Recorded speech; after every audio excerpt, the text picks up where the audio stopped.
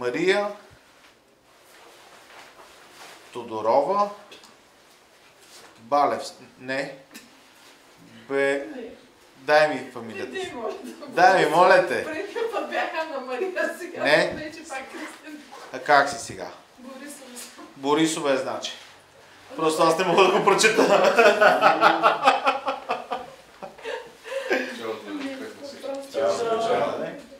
Чао. Да. Добре, този път не съм прекръстена. Тогава беше последна, сега си първа. Да. Сега значи всичко е наред. Има равновесие. Да.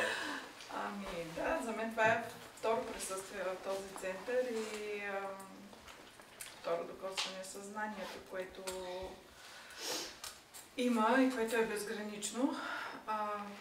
Какво ми даде? Може би точно в този момент не мога да кажа какво ми даде. Даде ми нов прочит на неща, които някога съм знаела, някога съм практикувала и които съм позабравила.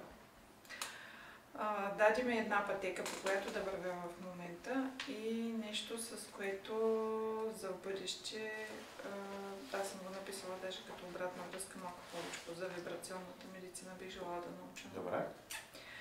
Така че много се радвам, че съм тук и разбира се с всички тези млади хора и това много знаем. Благодарим.